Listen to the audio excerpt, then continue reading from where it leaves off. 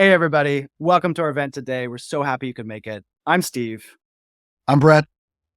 and we're the co-founders of Builder. We're excited to tell you about our Visual CMS. One logistics thing to know, we'll be utilizing YouTube's chat functionality. So if you're tuning in live, ask your questions, send us your thoughts and feedback there. We'll be on live answering you. We have a pretty exciting agenda today, and Brett will tell you about it. Cool. Yeah. Like Steve said, we're going to introduce you to our Visual CMS. We'll talk through what that means, and most importantly, show a demo. We've got some great conversations with Tim Collins, the CTO of Fabletics and TechStyle Group, and Monica Freedman, most recently with Alo Yoga. We'll be talking about some new features that were recently released and are launching soon. So, and of course, show you a demo of that as well. So very excited. I think we're ready to dive in though. So, and Steve's up first. So he's going to take it away with our first session.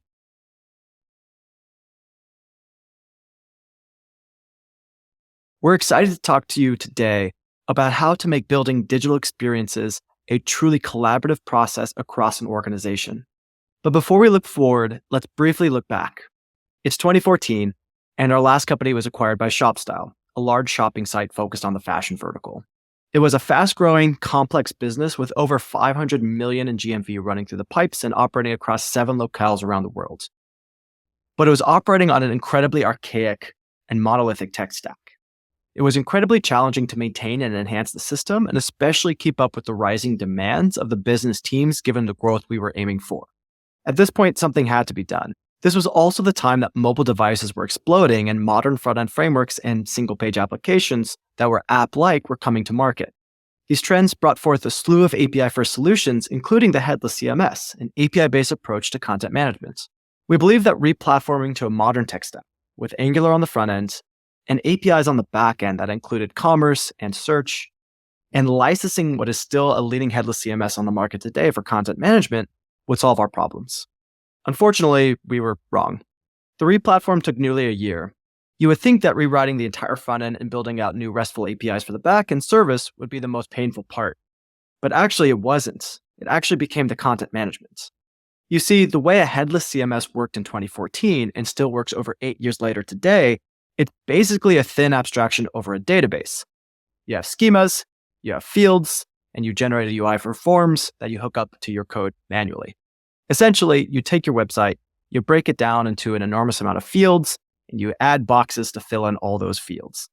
For example, this is one of the ShopStyle US homepages back in those days. We took our hard-coded page and created effectively a Google form for filling out all the fields like text and images on that page. It seems great, right? Well, not quite. A few weeks after that homepage hero was published, the marketing team said they wanted to have 2 CTAs on the homepage, a button for Shop Men's and a button for Shop Women's. You would think that would be really easy, right? Well, there's a problem. All of this is in the code base, so anything new, like a button, has to go through developers. Developers already have backlogs. It's a whole process to request developer time, queue the time, build the code, review the code, deploy the code, update the schemas in the CMS, and now you have another button. Can you imagine what happened when the marketing team came back and said they wanted to change the homepage hero to a carousel, or add a new banner that linked to our mobile app, or rearrange the sections of the page for a more optimal layout? Every time, the simplest change took what felt like an eternity. The ultimate result was the developers were pretty miserable. They were on the hook for marketing requests, pushing pixels, and doing very tedious and non-challenging work. The marketing team was frustrated. They were responsible for growing the business, yet they had very little control over the actual site. Both teams were unhappy, and rightfully so. And yet we were leveraging the best-of-breed technologies and solutions on the market. And then, one day in 2016, someone on the ShopStyle marketing team walked over to our side of the office with a laptop in hand and showed us a landing page they created in a drag-and-drop visual tool called Webflow.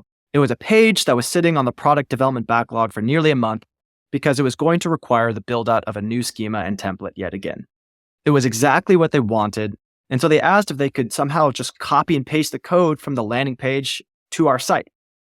And sadly, the answer was no. That's just not how these things worked. But then, of course, the question was, well, why? Why can't there be a drag-and-drop visual solution that worked with a modern tech stack?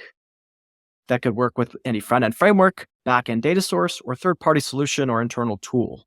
Ideally one that would leverage all the hard work developers already did in building out component libraries, that let non-developers with the appropriate permissions to have first-class access to creating these new pages and experiences and tests, that freed the developers from an endless backlog of content and marketing requests to work on more fun, more challenging, more audacious projects, that allowed for designers, marketers, merchandisers, etc., to quickly build, test, and iterate to drive growth faster. I quit my job later that year, and I've been working on answering those questions ever since. And I'm proud to tell you today that our Visual CMS is the solution. Visual CMS. What is that, right? We think that when trying to understand something so new and so novel, it's best to start from a place of familiarity. Steve spent some time talking about headless CMSs, so we're going to start there. There are some incredible aspects and capabilities of a headless CMS, especially for developers. Headless and API driven means it's tech stack agnostic and great for performance and scale. Plugins and extensions to provide customizations that large-scale organizations need, roles and permissions to control views, access, and workflows across different roles and different teams within an organization, and then components. You can see the components are sitting as both a pro and a con. Why, you may ask?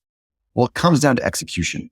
We think a component focus is the right approach, but headless CMSs that are pushing for components are pretty prescriptive today, requiring developers to modify and manipulate their components to conform to the CMS. And of course, what happens if you don't have what the marketing team needs in your component library?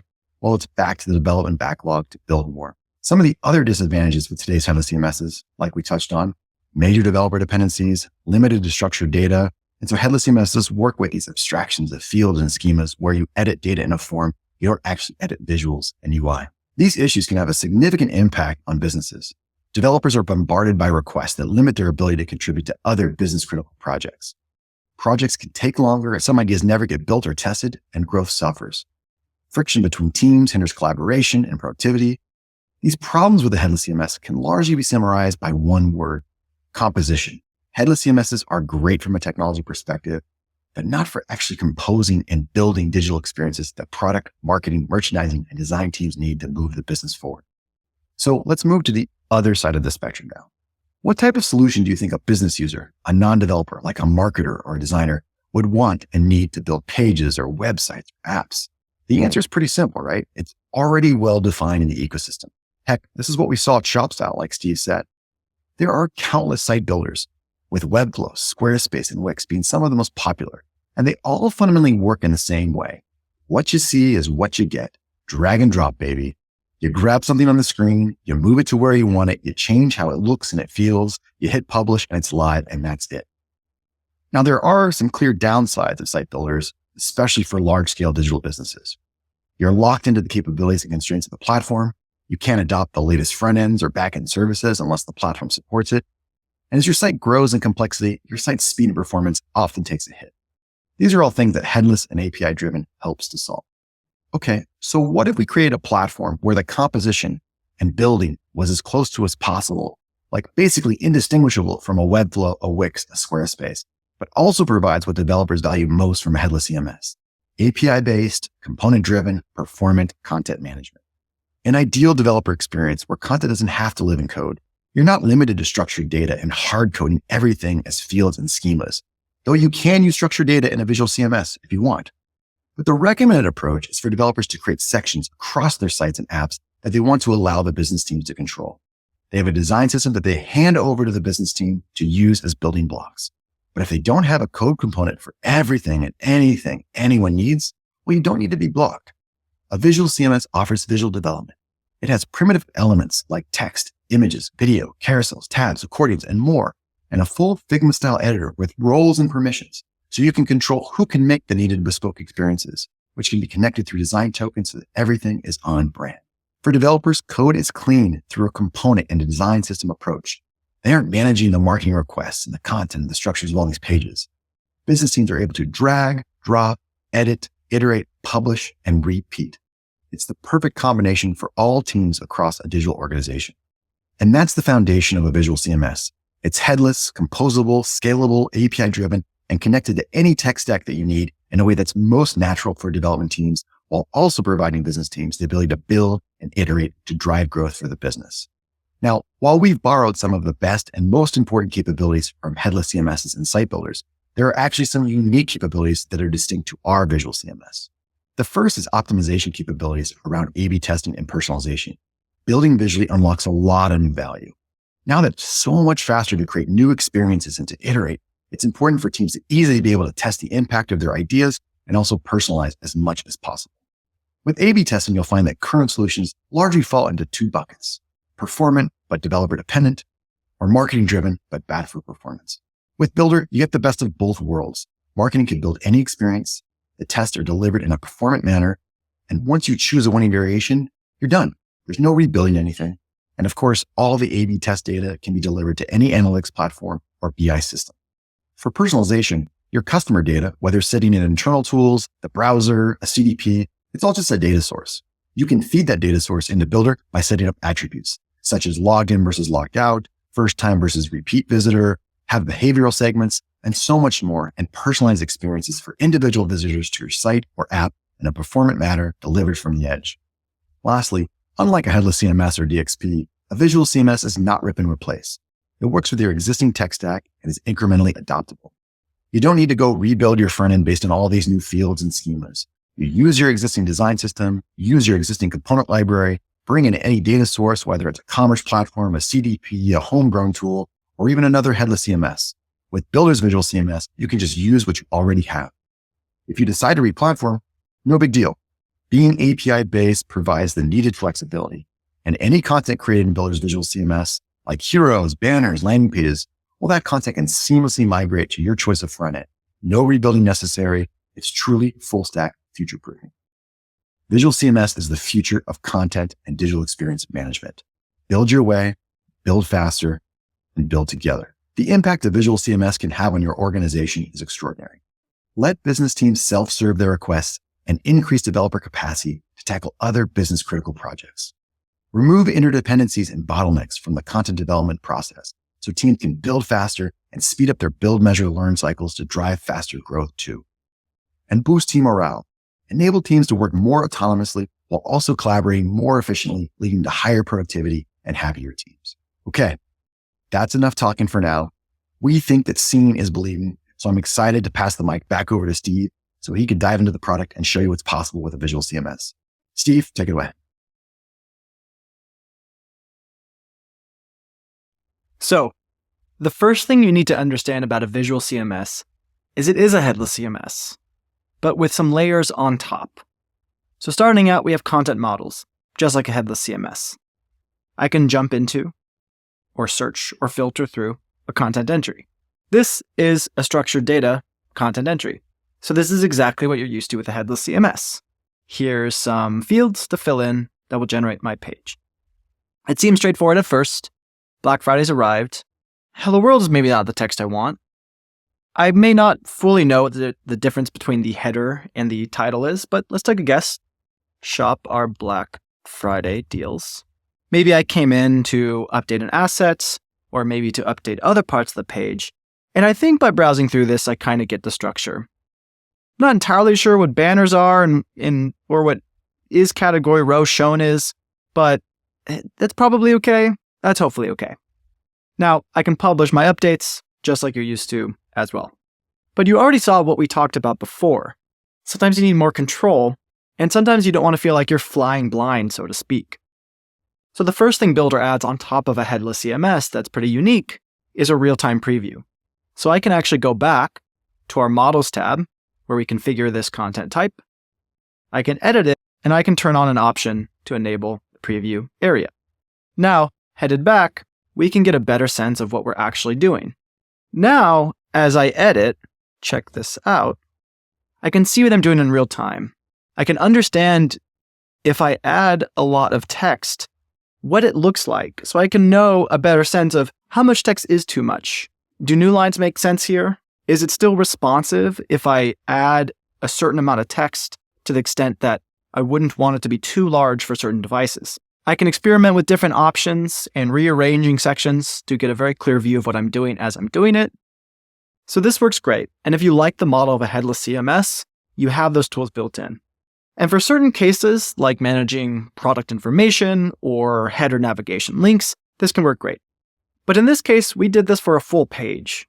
That's common in a headless CMS, But it leads to some frustrations. Like you heard before, what if I need a second link? What if I'd rather that be a button instead of just an underlined piece of text? What if I need a row of products in between or a newsletter sign-up? Well, I don't want to just wait 3 weeks for an engineering backlog. I want to embrace an even more modern, more visual way. In another part of our site, we've implemented full visual editing, in this case with what we call components-only mode. Now, if I want to create or edit one of these pages, I can just do so pretty simply. Let's create an entirely new version of our homepage. We will have it connected to our design system of components. So now in this case, I can take the components that are already in our code and drag and drop them visually into whatever configuration I want. I can come in and still edit the props. So hello world, shop our Black Friday discounts, and everything is responsive and on brand automatically, because this is exactly your code, your design system. But in this case, I have a lot more flexibility. While everything is on brand and responsive and performance, I now can do a lot more to tweak and figure out what will be effective for our conversions. Every component in my code, I can edit the props of it.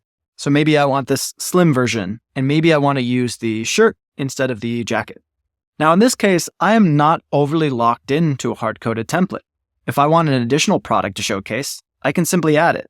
Engineers did not have to worry about a new template with a new product option and all those fields, because I'm not editing this like a Google form anymore. I'm editing this like you expect a website to work, like a set of Lego blocks I can place and customize to my needs. This is great and incredibly powerful and can make incredibly dynamic and rich experiences. But what if I need to take it one step further? Perhaps this banner is just not right for the sale. It's just a little too minimalistic, and for this one-day Black Friday promotion, we want something that really stands out a lot more. We want to showcase our brand, and we want to excite our customers and tell a real story here.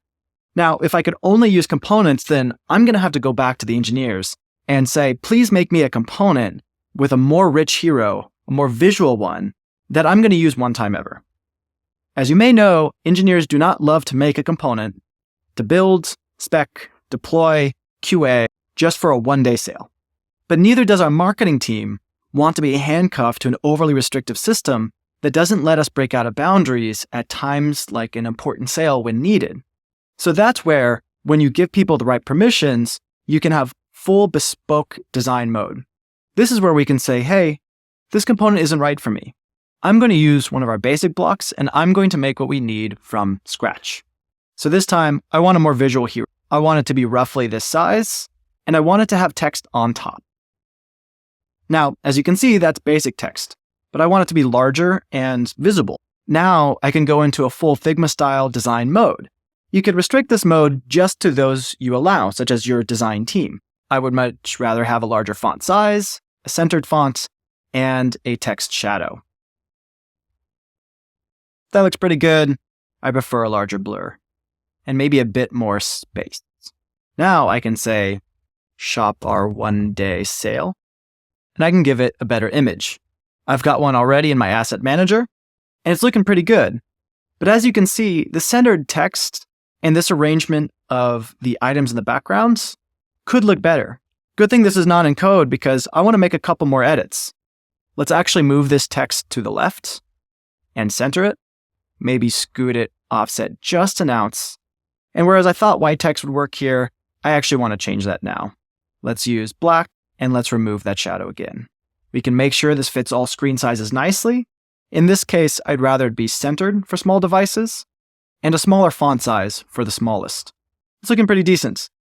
We're able to do that without any coding involved, with great performance, and we can use our design tokens to keep it completely on brand. Lastly, our team is deeply aware that what we think will work best for our consumers isn't always what actually is most effective. That's where we always like to A/B test and personalize experiences so we can measure what is most effective rather than just assume. So in this case, I'd like to run a split test. And I don't want to have to go to different tools to accomplish something that should be available right here in this visual editor. So I can just hop into the A/B test tab, add as many test groups and ratios as I like, and make my changes. In this case, I want to say, don't miss these Black Friday deals to drive a sense of urgency. And when I'm done, I can publish and this goes live immediately. But lastly, we know one other thing.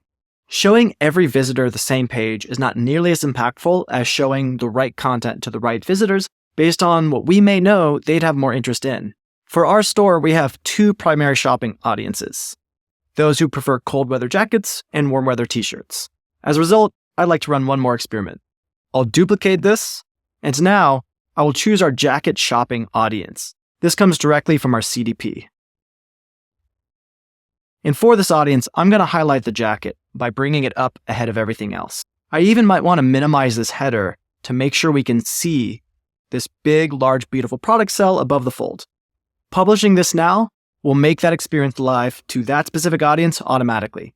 And I can make as many personalized variations and A/B tests as I would like. And of course, we can measure conversions and look at it right in the platform. This page is brand new, so we have no data yet. So let's look at another page that does have some data. Back in our content list, I can go back to the homepage that's been live up until this point. You can see it has a very different set of content, so let's look at how it performed. We can go to the Insights tab and take a look at the metrics, both at a high level, over time, as well as looking at A/B test groups and winners, and conversion rates. We'll show conversion values, rates, and average order value. And even more interesting, we can look at the full heat map view. Once this loads, we can see exactly where users are clicking and which areas being clicked led to how much in conversions and dollars. And finally, if we want to go verify that the right customers are seeing the right content, we can go to our Studio tab. This will show your live site, like that page we just made. It'll show what different visitors see, such as our jacket shoppers seeing our variant for jacket shoppers, as well as the A/B test groups and other information. We can also use this to preview scheduled content for the future, as well as debug what we're looking at and jump in to edit anything we see on screen. Lastly, you might be thinking, this is great for pages, but what about parts of pages where we want some in code and some in the Visual CMS? That's where we have something called section models. So we've added a section to our product page we called Product Editorial. This is where we can add storytelling to our product pages to make them more engaging and to connect with our visitors better. You'll notice the same exact setup, but now I'm editing a part of a page. In this case, we similarly can add whatever we like, such as editorial, suggested products that are either statically merchandised, like chosen by me, or dynamic, like chosen by personalization algorithms. And most importantly, we can target this product editorial at the specific products that we wanted to. In this case, I want to recommend the jacket to the t-shirt shoppers like you see here. We can name this shirt editorial and publish it live immediately. There's so much you can do with the Visual CMS, we've barely scratched the surface, but I hope this gives you a helpful, simple overview. Hey everybody, I'm here with Tim, CTO of Fabletics and TechStyle. We're going to talk about this new paradigm in CMS. So Tim, thrilled to have you on. Can you first tell us a little bit about yourself? I've been the CTO of TechStyle for the last 12 years. We started as a little small company called Just Fab, but we're a membership e-commerce business, so a little bit different than normal traditional e-commerce. Tell us a little bit about your technology stack. Like, how are you managing these multiple, like, big name brands, as a technology team? Yeah, so I think we made the decision several years ago to really focus on the front end side of things in the world of React, and then eventually React Native with our mobile apps. We really needed to detach away from our monolith and create this environment where we're creating things with components and component-based technology. And that allows us to share a lot of our front-end code between all of the brands and easily do that using NPM and all that. So it's a very easy way of having that ability to share out our code that is a huge advantage. And it definitely helps us do business and do business quickly. And it's a business accelerator because of that. I have several different teams, front-end teams, that are doing innovation all the time. So you have a team on Savage X50, you have a team on the Just Fab brand side, you have the Fabletics team, and then we have our platforms team. And all of those teams are innovating every single day. And we're all reaping the benefit of that because we're sharing that code. And I think that's one of the advantages there. Tell us about in the past, as you're going from the point of building internal tooling, because you had specific, slightly more advanced needs, and then eventually saying, hey, maintenance internally maybe is becoming a bit too much of a challenge or a cost. What made you say, hey, we want to go to a headless CMS? And then how did that go? Yeah, I think we first realized that The maintenance required to maintain what we were building in-house was becoming huge. Having to spend way too much of our time adding small little things to this content management system that we have, where I feel like we should be focused on other things and building other things and getting out of that business and letting these teams that are focused. And when I say these teams, I'm talking teams like the builder team. They're focused every single day on building a phenomenal CMS platform, right? And there is no way with my budget that I can actually have a team that dedicated to just CMS. I'm curious now too, after the in-house building, you went to a traditional headless CMS and then over to a visual CMS. What were the biggest differences, benefits gained, et cetera? On the engineering and product side of the house, they were nervous. They're like, hey, wait a minute. Strapi is very structured. You can lock it down. It really even comes locked down out of the box, right? So it's very easy for the engineers and the product people to get comfortable with end users using it. And they were a little skeptical at first when we first started looking at the visual CMS side of the house, which is Builder.io. And when they saw it, that first demo, that's all they needed, right? They really saw the power of it. They're like, wow, it is full featured. We don't got to spend months completing a preview feature that we did on Strapi. Like we lived that world. We had to do that in the Strapi world. So they were really thrilled about that, having the preview feature. They were thrilled about having the A/B testing built into the platform on the builder side. That was a huge plus for us.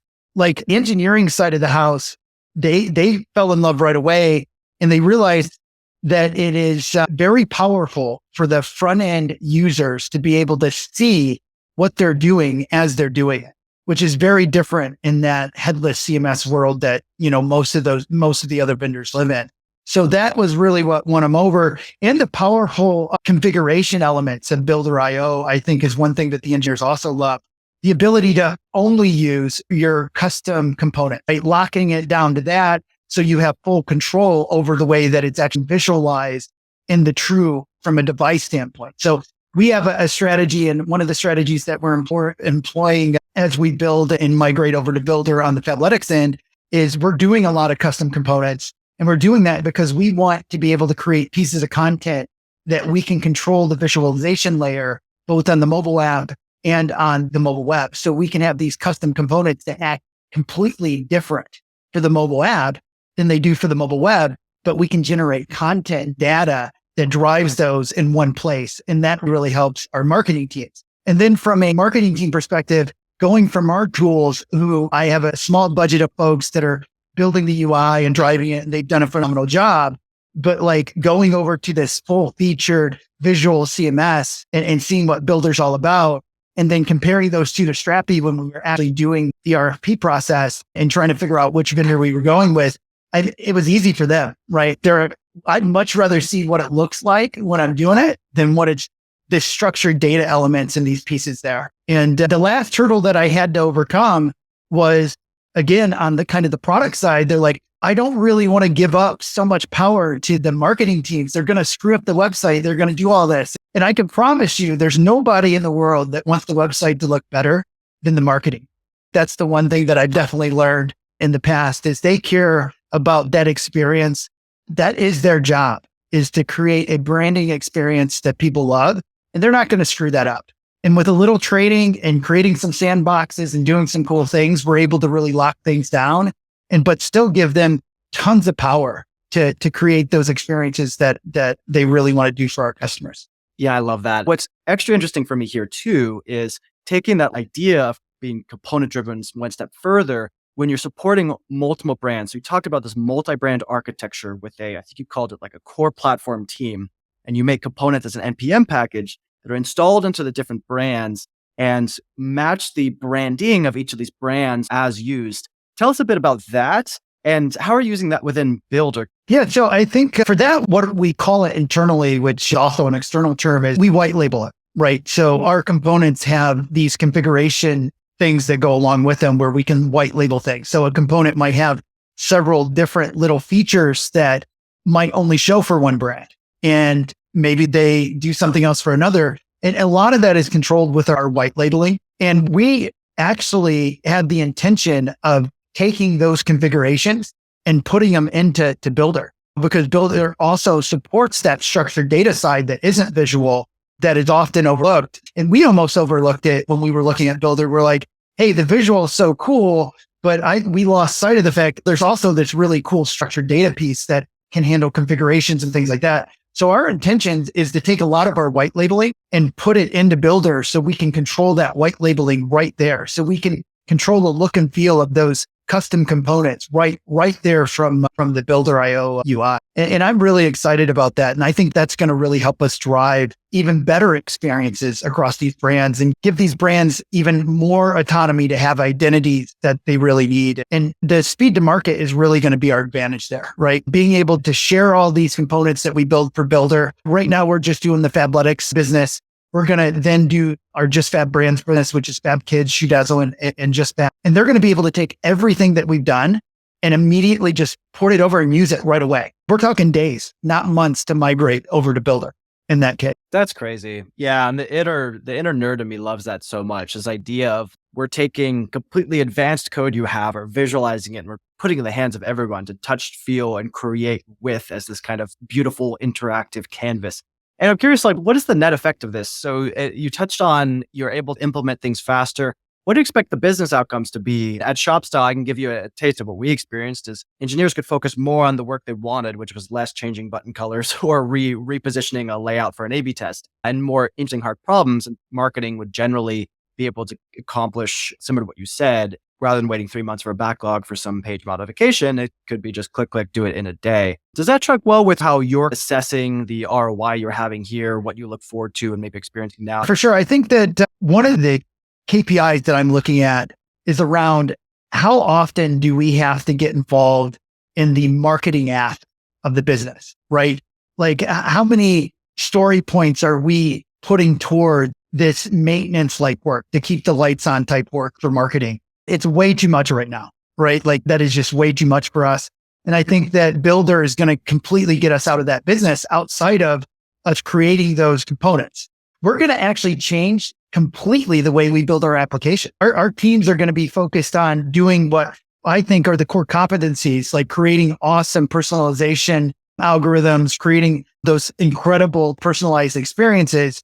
And even from a QA perspective, right? Like the software development lifecycle, that's going to change. We're going to be QAing components instead of whole experiences, right? Like that's no longer going to be on the technology team to QA experiences because every time you touch something in code, you got to QA.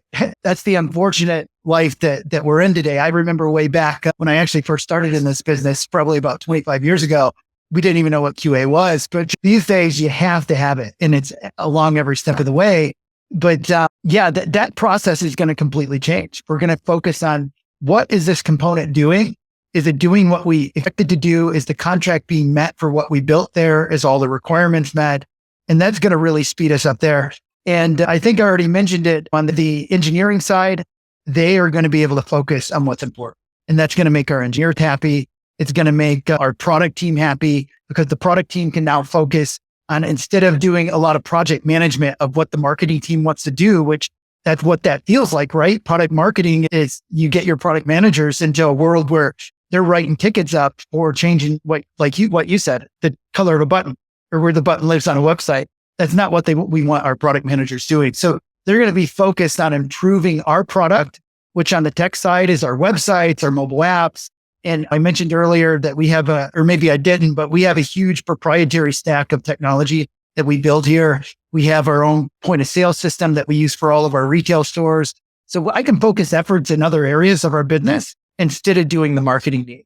And then lastly, just speaking on the business side, measuring success there, it's really going to be around speaking to our marketing team and understanding, are we meeting the needs that we weren't meeting before? Because there's definitely deficiencies that we had there. And I feel as we get through this Builder migration, that we're going to actually end up in a place where all of those needs are currently met. And I think that's going to be pretty phenomenal. And the marketing team is going to be super happy about that. I love it. Yeah. I mean, it's crazy to me to think that in 2022, anybody could just build a website by dragging and dropping for a personal site, a wedding site, whatever. But a real business, there really feels like before the Visual CMS, they're living in the Stone Ages. There is no just drag and drop, make what you want. but that's happening. And it feels to me sometimes React and other frameworks brought this component kind of model to us. Cool products like Storybook allow us to visualize and develop more in a component-centric way, like you said, and test that way. And we're still hard coding all these pages. And now we have Visual CMS. We can really just developers build components and cool stuff like personalization. Marketers actually build the site from these building blocks, and everybody can move faster, work better together. For a long, long time, Steve, people have been chasing this what you see, what you get, like experience to the marketing team. And I feel like you can actually now have a flavor of that with Builder.io and still have these insanely dynamic, great experiences, right? This isn't Wix that we're building here. We're building really intense, complex experiences on our website. And I think that's really exciting. It's a great time to be in this industry, honestly. It's going to make a lot of lives easier on our end having this visual CMS. And I have some examples, if you don't mind me sharing, of some things that I think that it's going to improve. Please. One thing just literally came across my desk the other day. Our GM of Fabletics came over and we were talking about responsive design. And she was telling me our designers are struggling getting designs for some of the background imagery and hero imagery set up when we want to have text around that image. And their option was, hey, let's put the text on the image. And we all know that never goes well. It's not accessible. It never looks great. Compression is not great for text on images in most cases, depending on the backgrounds, obviously. But what I think this tool is going to allow and help in this example is our designers are going to be able to go create an image, throw it into that builder experience, put the text on there, move it around and look at what it looks like from different viewport sizes and be able to design almost from builder and test things before they even ship it out the door. And I can tell you, we've spun up a couple different brands over the last couple of years. And that is one of the pain points that we've run into when we've done these brand spin-ups is we've created whole website experiences, whole marketing experiences. We put it up there. The marketers look at it and they're like, this isn't going to work. The text is bleeding over here, or it's covering up Lizzo. We just launched City by Lizzo. And that was literally one of the conversations we had is the text is covering up Lizzo. We can't have the text cover up Lizzo. So those type of things are going away. And I know that it sounds easy, but when you want to create an environment where everybody can succeed and you have a pretty large team of designers, some of them are great with responsive, some of them are not, you need to level the playing field and give them great tools to get there. Yeah, it's amazing. I love that example. That was why we went so far on those visual editing, full create designs capabilities when you need it. No text over Lizzo. And now you don't want to go back to your development backlog and deploy a padding change. And you know who would make those changes? An engineer. And you know how Exactly. painful it is to an engineer to go in there and change padding on an image or on text. They don't want to do that. They want to be doing some awesome, innovative things. They want to be solving some really substantial problems. They don't want to be moving the text off Lizzo. I promise you that. Oh yeah, I remember the code clutter we used to have at ShopStyle. We'd literally have code that looked like if image equals Lizzo, extra padding, like awful stuff. They'd rather just not be in the code base. Like content should not be in code, components should be in code, content should be out. And I love that story a ton. And I love what you brought up earlier too, of this not being a Wix is some of the most exciting stuff we've seen and some of the most awesome things that kind of really keeps me going all the time is this idea of the fusion of code and what would someone call no code, right? So what you can make in Wix is really cool. But when your developers make those components and those building blocks actually can have anything from just really exciting stuff like a 3D animation or something that you drop in around, or really content and commerce rich stuff like a set of personalized products, a variation on how you're showcasing these products that's on brand and niche and bespoke and exciting. That fusion is where we've seen some of the most interesting creative team potential that I've ever seen. So next thing I really want to know, what is the number one thing that you think with this visual CMS will change in the lives of, say, your business teams and marketing teams? What does the world look like different now that you think is most useful? Steve, I think this is probably the easiest question to answer. And I think that it's really going to be around the workflows and the way that people are creating the content. I think flows is probably one of the most important things you should be looking for when you're bringing in any type of tool. So how are your business users going to actually use the tool? What is their day-to-day going to look like? And I think with Builder and a visual CMS, it dramatically changes the way that they're doing things today. And it probably makes their workflows, I'd say 75% more efficient because there's less back and forth with engineers. There's less back and forth with the product teams. They can see those very rich experiences that they're creating right there in the tool as they're creating them without publishing them out to the world. And they can see them in the context of the website as they're creating them, which is pretty unheard of. And I think that the workflow side of things has been the one thing that I'm probably one of the things that I'm most excited about with Builder. I wouldn't say it's the most exciting thing because there's several other things, but workflows is where it's at. And anybody out there that's looking to bring in any type of technology into their organization, they should be really looking at the workflow side of things, because if you bring in something that's hard to use, nobody's going to want to use it. If it makes lives harder and makes their jobs harder, nobody's going to be happy. And really in technology, we're here to support our business folks, and we want them to be happy. We want those business teams to be happy. That's amazing. Yeah, if you had asked me 4 years ago, would Fabletics.com ever be dragging and dropping to produce their page of their website, it'd be like, I don't see any world where that's the case. And now it's a reality, and it sounds like it's having a real impact. So I love it so much. Tim, thank you so much for coming on and speaking to us. I enjoyed this conversation a ton. Thanks for having me.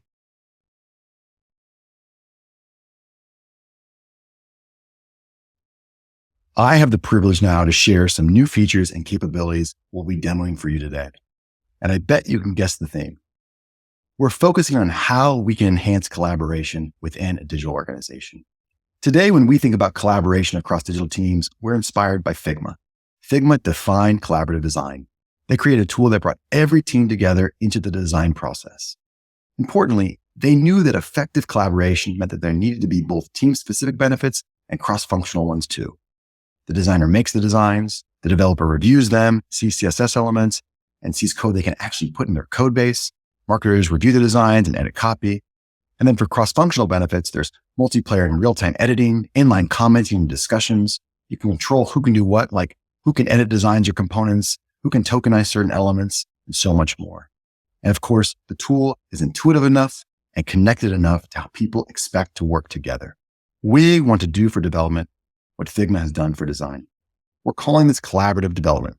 How do we bring collaboration deeper into the development flow when building out new digital experiences? If we look at it through the same lens of benefits for individual teams, we see some major ones. Developers determine what is in code versus content. They set up content models, connect them to their code base, and components from their code can be added at any time to the visual editor. Designers can make brand new bespoke things. They can save them as templates or symbols, because remember, you'll never have everything you need in your component library, nor should you. And marketers, well, they can build experiences with design system components, templates, symbols. They can A/B test, personalize, schedule things to go live, so much more. And don't forget about checking the boxes on those cross-functional benefits as well. Now, why does this matter? It goes back to the same core values of a Visual CMS, namely around speed of iteration and building digital experiences. Here is what the content development process looks like today for most companies. A waterfall process with several handoffs, out-of-sync systems, and generally tons of inefficiency that slows down your time to market and inevitably your company's growth. But what if we could truly remove this idea of handoffs or out-of-sync systems? What if the marketing team could make page mockups with your exact design system and code components that live in your developer's code? What if your design system is missing a needed component and you didn't need to go back to a developer to build it? What if you could just request approval for somebody to publish that page live? Or if you have the right permissions, just one click and it's live. Designing, composing, iterating, and publishing seamlessly across departments. There is virtually no handoff, no dependencies, and systems and code are completely in sync. This is truly everybody in one tool. Designer, marketer, developer, working with code, working with content, getting things done together. Collaborative development is all about making sure that people can move end to end autonomously. Marketers and designers can use their developers' code components, create bespoke elements as needed, and compose, design, test, preview, approve, and publish the entire workflow in one place without any barriers. So today, we're excited to highlight some new features that make collaborative development possible. We're going to tackle things like new user roles, inline commenting, workflows, and much more. Okay, enough talking again. Let's go see collaborative development in action with a demo.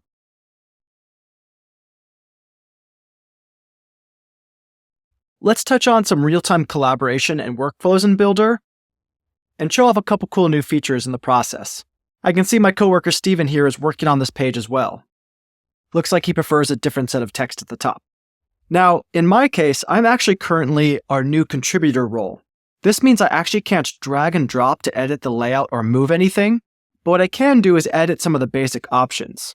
For instance, I can suggest in here to remove this text entirely, and I can also add an inline comment to say, hey, Steven, what do you think of removing the secondary text? Steven will get a notification in real time and to their inbox. Let's hope he likes this. Okay, looks like Steven says looks good. Now, I'd like to publish this, but I don't have permissions to publish in my role. So what I can do is I can request to publish. This is another new feature for working better together. I would like Steven to review this and publish if it looks good. I can send a message, and he will get that request promptly. I can look at the full document comment thread by just deselecting a layer. Looks like Steven likes it, and he published it to be live. As you can see, Builder is fully multiplayer. Everything we do happens in real time. Now, I want to show some more power features, so I'm going to back out of this contributor mode. I'm an admin, so I can go into full admin mode. There we go. Now I actually get to drag and drop and style again. So I just realized this was supposed to be our Black Friday homepage. Yeah, this is a very generic hero. Let's update this.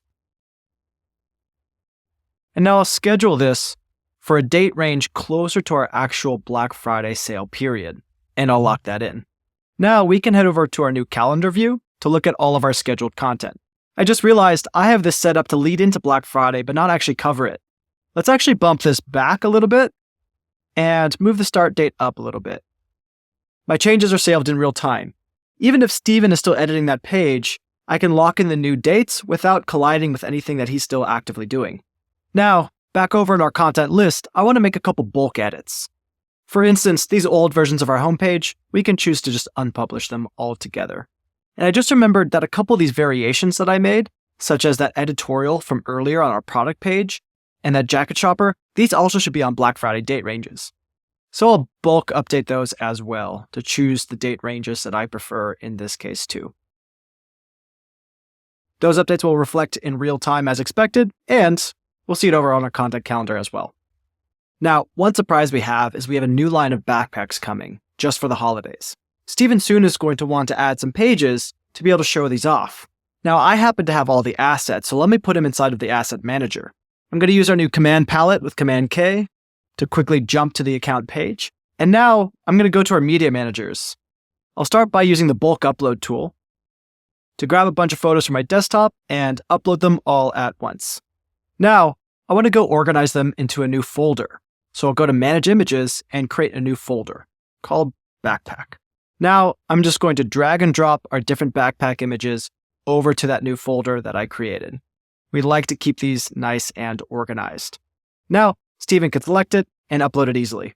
Now, I can use one more cool search feature from the command palette to say Go Backpack. And those will show us our homepage for backpacks, so I can quick jump to. And now, let's use that image. When we go to choose a photo, we now can find our backpacks folder and pick the best photo for this backdrop. And yet again, you might find it's really nice to have bespoke styling here. We don't want to have to go back to code just to be able to make this text look good, look centered, and really pop. With Builder, our goal is to make your workflows an absolute breeze and even a joy. There's nothing like building together as a team, and I hope you enjoyed this quick look at some of our new features for teams. Welcome, everybody. Very excited to have Monica Freedman with us here today. Monica, would love for you to, tell the audience a little bit about yourself. Yeah, well, Brent, thank you for having me. I'm excited. Okay, a little bit about me. So I started my career in management consulting for retail companies. After 4 years, I went into the industry side, if you remember the 2008 heyday flash sale. And the goal was really to tell highly narrative commerce stories to go beyond just selling excess inventory on a site, but really build a lifestyle brand with a clear point of view. And that was my first role really as product management and leadership, overseeing a team of product and project managers. And then I was recruited by a former boss to join her at Restoration Hardware, which we probably all know and love, to lead kind of a special ops team of sorts across product and engineering. And then most recently, I was at Alo Yoga for 3 years, and it's a wellness and athleisure lifestyle brand. Those who don't know. And I was the GM, and I was responsible for the P&L specifically for building and scaling the digital business as a whole, and really expanded, my role to include analytics, data science, merchandising, digital marketing, and of course the tech teams as well. We're here to talk about, unlocking growth, right? And anyone who's, spent some time, with the builder team, I think we talk a lot about build, measure, learn cycles. And the idea there is like, it's all about iteration. And like you said, moving very quickly. So I want to maybe zoom in on that a little bit. You spend time in kind of the core product function, testing features out, right? Understanding, are they working or not working? Are they moving a metric, not moving a metric? Probably pretty straightforward. Marketing like landing pages, right? Modifying or moving around CTAs to think about, if that really impacts like a conversion rate. But what are I guess I'm curious, given your experience kind of within a digital organization and the breadth of that across so many different teams, what are some other ways that you have seen kind of iteration be really key within the digital organization to drive growth? Yeah, two places that are really important that you haven't touched on are merchandising and creative. So on the merchandising side, that's a huge one where it's not just like throwing up items on the page and, and then you set it and forget it. It's about constantly looking to see what's the story we're telling? How do we tell it? Whether there's content in there, whether it's just the order of products being presented, what's around it, what's the interaction. All of those things are super important and drive, again, when we talked about that conversion or AOV, they help drive those metrics. So merchandising is a really big place for iteration, particularly also when you're in environments where things are changing rapidly. So Alo is a great example where things are changing rapidly.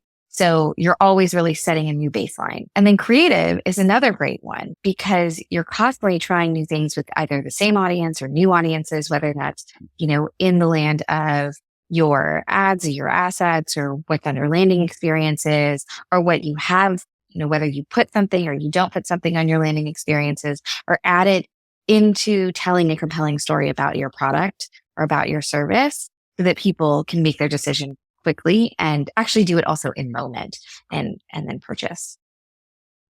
100%. Okay. A big part of being able to iterate quickly is, tied to the tooling. So life before Builder, before you got exposure to Builder, were there any sort of kind of common theme around how potentially they helped or impacted, the ability for your teams to really iterate quickly?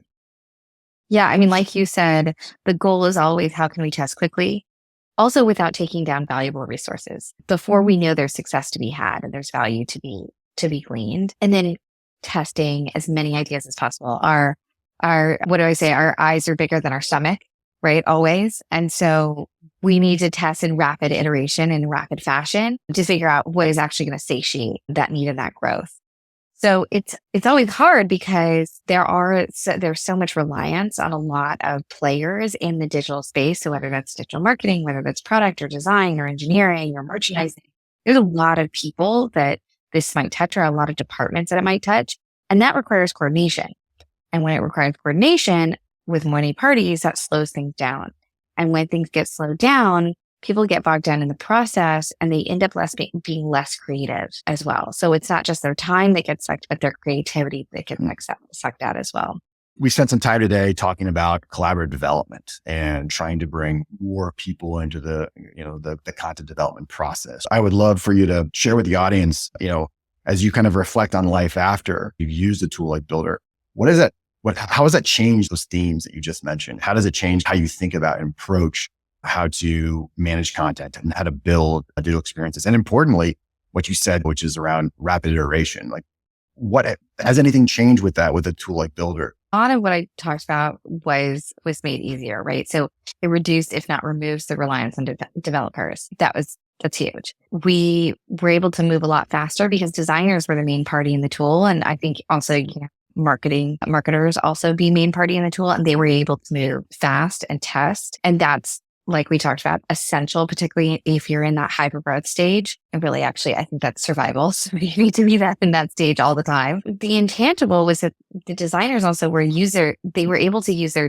time designing and testing much more autonomously and work with key stakeholders. And so that allowed, everybody benefits from having that autonomous ownership over something. And so that created more time and space and ownership for creativity and for testing. And so there's that intangible element to it. But most importantly, it's that speed that we're getting. And it was a quick fix. I've shared this story with you before, but I think it's a great one. Very early on in my Alo days, we came upon Black Friday and Cyber Monday. And that's a very intense time for any retailer, as you guys can all imagine. We're there right now. We're right? there, right. Yeah. So if you're spending your time here, I appreciate you guys taking the time. Seriously. Because we know what you're up against. But we realized that how we had cleaned the code base, we had kind of removed some parts of the code base that actually allowed for the one time of year that we would actually need something. And that was during Black Friday and Cyber Monday. And so we had an oh shit moment, and Builder to the rescue. This was past code freeze, past, kind of these main milestone markers. We were saying, okay, what do we do? We're going to use Builder. And we still had an incredibly successful Black Friday and Cyber Monday. And, no user was the wiser. So then we learned, okay, you don't use it in the only oh shit moments. You use it, when you don't have those moments. And then you're taking that everyone is a valuable resource. So you want to manage all those valuable resources in the most effective and efficient way as possible. I'm curious if it had more of a day-to-day impact beyond potentially kind of bigger, larger initiatives like a Black Friday, Cyber Monday. Completely. I think it just opened our eyes to what we could do. It's like when you're in that pressure cooker situation, but totally. I mean, I think there are things that last for a long time you want to iterate on, and there are things that aren't going to last for a long time, but need to have a powerful impact. And so you have to weigh where you're going to place your investments and resources. And, a lot of those landing experiences for traffic or brand moments that weren't long lasting, that was really important, and also allowed the design team who was in the power tool seat to actually work really closely with the marketing partners. And they were, you're not vying for resourcing across many different departments or many different teams. That's going to be a lot harder, right? And those aren't going to always win out when the goal is revenue, but some brand moments also feed that, but are higher up in the funnel. So that was really great. And I think, the designers were able to get all the credit for what they were doing, as they should. There were some standing ovations that the marketing team gave our designers. And I think that speaks volumes, because then the designer is going to be able to feel really good about they were able to come up with a design, show it from an interactive perspective, basically done. They were able to collaborate, and then boom, it's live. That feels really good to everybody. And then when you have those positive moments, it just breeds more and more creativity and more synergies. Other things are when we launch new product lines, and, you're trying to tell a very different story in those new product lines and different information.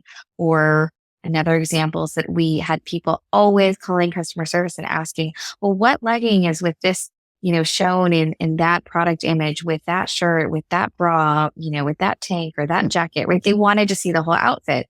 Well, how do we do that really quickly? So another way that Builder was able to help us do something really quickly and test out that theory, because if we had done it from scratch, there's a lot of people who need to be involved, a lot of tagging, a lot of, manual work that then, supports the long term. So there are a lot of these things that allowed us to do things more rapidly. And again, it gave the power to the people. It gave the power to the people who were actually in seat coming up with these ideas, because they could do it. They were the power users of the tool. So it didn't have to go up to the top to say, hey, we want to do this project, or we want to do this thing.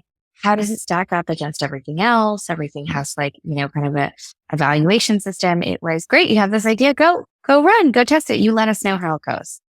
Awesome. I love that. Yeah. Trying to avoid that backlog grooming, that sprint planning, the road mapping, that sort of stuff. I remember when, your team built that. I don't remember what they called it. It was get the look or shop the look or something like that. But it was the creative idea of how to kind of quickly, test that theory. I remember seeing that. I was like, that is awesome. Okay. So right. So it's one of those things where it worked out, and it's well, let's keep doing it. I love it. That's right. So we are not only approaching the holiday season, but for many digital leaders, we're also approaching budget season. The happiest time of the year, right? Yeah. I mean, the last company, we would do it in August, which always felt a little, but nonetheless, I'm curious just for the digital leaders that are out there and thinking about the budget process and a tool like ours, which we like to think is pretty unique in the market. I'd love to hear your thoughts and reflection and how to think about how to build that case around how you would quantify the value of a solution like Builder and maybe tie that more into the budgeting process. What are you going to your CFO with and saying, hey, this is amazing for XYZ reason, and I need to squeeze this in for next year if it's not in there already? Yeah, I mean, I think you obviously have a target and a goal that you need to hit, and you have a finite amount of resources and budget to hit that. And so you have to say, well, can I assuredly get there with what I have, or do I need to be creative? And genuinely speaking, usually, like generally speaking, we have to be creative. And so we say, okay, well, I have to test a lot of theories to probably find a couple of different viable options that are going to lead me to finding that growth. How am I going to do that? Right. And again, you have fixed resources. So I think that's where a tool like Builder comes into play, because it allows you to do that rapid, quick iteration, which then says, okay, we tested 5 things and we're going to move forward with 1 or 2 of them, as opposed to we had to invest all of our resources in these 5 things to test. And then we had to further, iterate on them. So you're able to do a first set. I think that's essential. And then there's the intangible costs. I really think about the creativity and autonomy that it gives people, and that, it's kind of like your net promoter score internally. If your teams are happy and feel autonomy, I think, what is it? Autonomy, mastery, and purpose. Some TED Talk I've watched, which somebody I'm sure in the audience is going to know exactly what I'm talking about, and they can say it better than I can. But that makes people, that's why they get up in the morning. That's what they need to feel excited about what they're doing. And when you can display that creativity and you can have that autonomy, that's a game changer. You're going to reach your goals and you're going to exceed your goals. So I think there's both a quantifiable and an unquantifiable metric there. Makes sense. I was, as you were saying that, I was thinking through the argument to the CFO of like, if this isn't in there, these people are going to be right. It's like, yeah, I mean, I've tried that. I don't know if the correct word as well in my personal experience, but I get the smiles, and yes, it's still not in the budget. There you go. Yeah, lay it on thick. Here, you figure it out.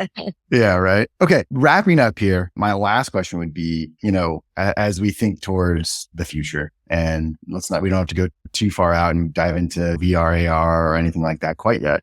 As you think about the future of content and experience management, what do you think it looks like? How does it evolve? And this could be, like maybe how you would hope a solution like Builder would evolve, or just what do you hope it enables for digital teams, digital processes? I think democratizing and giving access to those who are managing on a day-to-day versus relying on outside parties is essential. I think that if you're holding someone accountable for a metric to hit, the thing that I hear the most from team members is, how can I be held accountable if I don't have control over all of that? There's some external pieces. So I think it's really important that if we're holding people accountable, or we're giving people goals, and everyone loves a goal and wants to strive for that, I think that's our intrinsic motivation. We also need to give them the power to be actually able to do it and exceed it and enjoy while they do it. Another theme I would say is the art of storytelling is constantly evolving. And it's really important for brands. Brands are getting creative in that visual narrative, whether that's on platform, whether that's the narrative, that's the interaction, the content, the placement of that content, like all of the above. That visual language and the art of storytelling is is also the most important thing. And again, that's creative. So if somebody's enjoying it, they have autonomy and then they can be creative. I mean, who knows what we're going to come up with? I love it. Yeah. And the idea here is there's some things we got to do on our own. There's some things we got to do together. And how do we make both of those, kind of the individual team needs as well as the cross-functional needs, super productive? Oh yeah. I always say that e-commerce is a team sport. So that's very true, particularly if you're here right now in holiday. It is very much a team sport, and you know what I'm talking about. And I think with personalization, there's so much more work that's on us as team members to do, because we're serving a one-to-one relationship as opposed to a one-to-many. Yeah. And so you have to do a lot more. And therefore, it's so important that it's not trapped in silos or requiring a lot more people and a lot more departments to touch something, to be able to have a lot of different variables that are then served up to an audience that, is determined what suits their needs the best, whether that's personalization or just segmentation. That's really important. So again, the democratization, power to the people are really important. Totally. All right. Well, we're at time. I really appreciate you spending the time with us, sharing your knowledge, your experience, your thoughts of the future. I really appreciate it. I'm sure the audience as well. So thank you so much. Yeah, happy to be here. Thanks so much. Well, folks, that is a wrap. Thank you so much for joining us. On your screen, real quick, some housekeeping, is a link to a survey. We've also put that in the comments in the chat as well. So feel free to click the link over there if that's easier, or pull out your phone and scan the QR code. This goes to a survey, a few questions. We are obsessed with feedback. We are obsessed with making sure that customers are getting what they need out of our company, our platform, our technology. So please just take a few minutes to answer some questions. And as a thank you for submitting that feedback, we will ship you some swag if you want it. But again, take that time. Please do it for us. Real quick, Steve, what did you think of the event? I loved it. I thought it was so cool. I think we covered a lot of things that many people aren't aware that Visual CMS is capable of, even current customers of Builder, funny enough. So this was a great time to touch on all of that.